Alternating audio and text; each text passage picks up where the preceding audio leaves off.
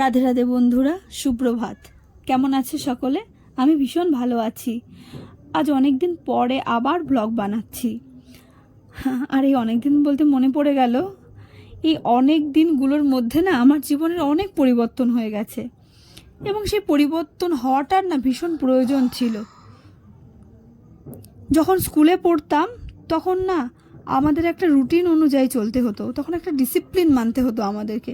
তখন ভাবতাম এত ডিসিপ্লিন ভালো লাগে না, আর এখন ভাবি জীবনে চলার জন্য ডিসিপ্লিন থাকাটা কত প্রয়োজন। তাই দেখো না, এখন আর ভাবছি যে আগের মতন জীবনযাপন করব না। আগের মতন বেলা করে ঘুম থেকে ওঠা, কোনো নিয়মকানুন ছাড়া এইভাবে চললে না জীবনটা ঠিকঠাক জায়গায় পৌঁছায় না। তাই এখন ভাবছি এখন আর বেলা করে ঘুম থেকে উঠবো না। এখন সেই সকাল 8টায় আর ঘুম থেকে উঠিও না।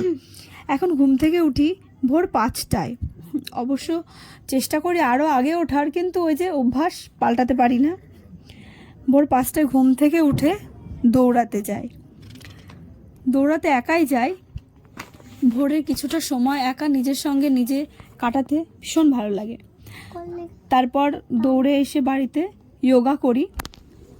তারপর সংসার, মেয়ে, এগুলো তো সামলানো রয়েছেই।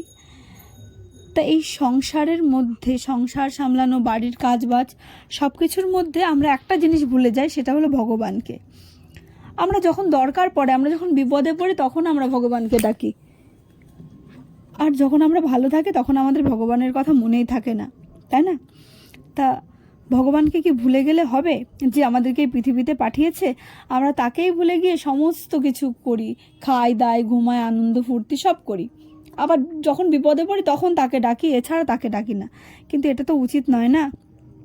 আমাদের সবসময় ভগবানকে ডাকা উচিত, সব সময় তার কথা শুনে, মানে তার পথে, তার নির্দেশ করা পথে চলা উচিত। তাই আমি চেষ্টা করছি একটু একটু করে যে ভগবান কৃষ্ণের নাম করার চেষ্টা করছি, একটু একটু করে চেষ্টা করছি। হয়তো একবারে পেরে উঠব না, তাই আমি অল্প অল্প করে ভগবানের পথে, ভগবানের কথা মেনে চলার চেষ্টা করছি। তোমরাও চেষ্টা করো, দেখবে তোমাদের জীবনটা সুন্দর থেকে আরও অনেক সুন্দর হয়ে উঠবে।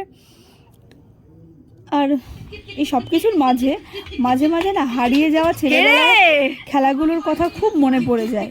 আজও আমার মনে পড়ে সেই পুরনো হারিয়ে যাওয়া সেই স্মৃতি, সেই ছোটোবেলার দিনগুলো, যখন খুব ছোট ছিলাম, যখন কিতকিত খেলতাম, লুডো খেলতাম, লাফদড়ি খেলতাম। আমার আজও মনে পড়ে, আমি খুব মিস করি, আমি বড্ড মিস করি আমি আমার ছোট্টবেলাকে।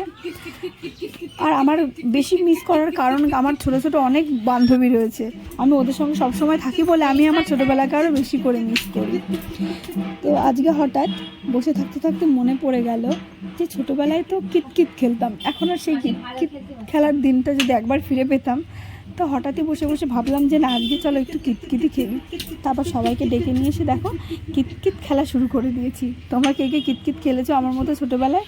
আর এখনও কি তোমাদের আমার মতন ইচ্ছা করে? অবশ্যই বলো। আজকের মতন আমার ভিডিও এখানেই শেষ।